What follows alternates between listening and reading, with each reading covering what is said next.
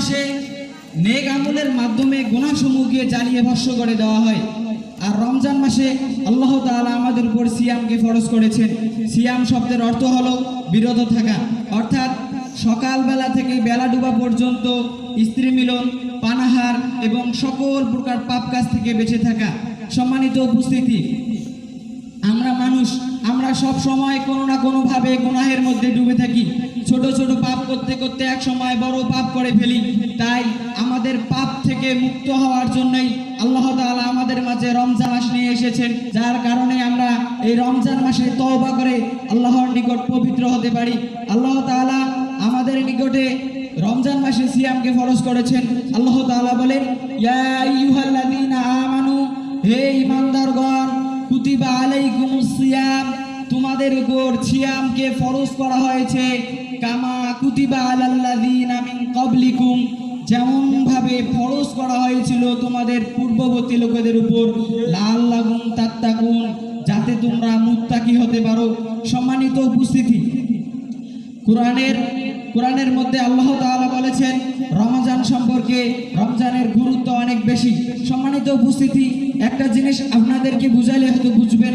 আপনি বর্তমান যেই প্যান্ডেলের নিচে বসে রয়েছে, সেই প্যান্ডেলের চতুর্দিকে রয়েছে বিভিন্ন খুঁটি রয়েছে, খুঁটির মধ্যে স্থপিত রয়েছে আমাদের এই প্যান্ডেলটি। তেমনি ভাবে আমাদের ইসলামটি রয়েছে 5টি স্তম্ভের উপর স্তম্ভিত। উমর ইবনে খাত্তাব রাদিয়াল্লাহু আনহু বর্ণিত, তিনি বলেন, রাসূল সাল্লাল্লাহু আলাইহি ওয়াসাল্লাম বলেছেন, বুনিয়াল ইসলামু আলা খামসিন, ইসলাম 5টি স্তম্ভের উপর স্তম্ভিত। এক, শাহাদাতু আল্লা ইলাহা ইল্লাল্লাহ ওয়া আন্না মুহাম্মাদান আবদুহু ওয়া রাসূলুহু, সাক্ষ্য দেওয়া যে আল্লাহ তাআলা ছাড়া কোনো মাবুদ নেই এবং মুহাম্মদ সাল্লাল্লাহু আলাইহি সাল্লাম তারই বান্দা এবং রাসূল। ওয়া ইকামিস সালাত, সালাত কায়েম করা। ওয়া হাজ্জুল, হজ সম্পাদন করা এবং যাকাত দান করা।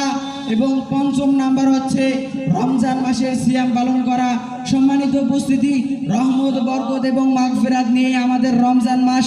সত্যিকারার্থে ওই ব্যক্তি কপাল পোড়া, ওই ব্যক্তি ক্ষতিগ্রস্ত যে রমজান মাস পেল অথচ সিয়াম রাখতে পারলো না।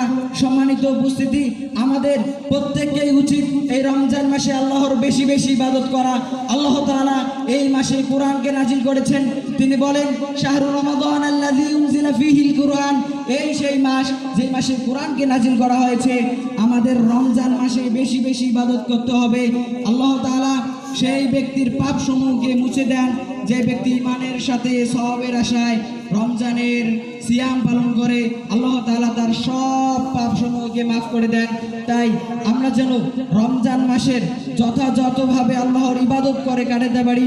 আল্লাহ তাআলা আমাদেরকে সেই তৌফিক দান করুক। সকলে বলি আমিন। এ বলি আমি আমার সংক্ষিপ্ত বক্তব্য এখানেই শেষ করছি। আসসালামু আলাইকুম ওয়া রাহমাতুল্লাহ। মাননীয় সম্মানিত উপস্থিতি, ধন্যবাদ মাননীয় স্পিকার, ধন্যবাদ সবাইকে। আসসালামু আলাইকুম।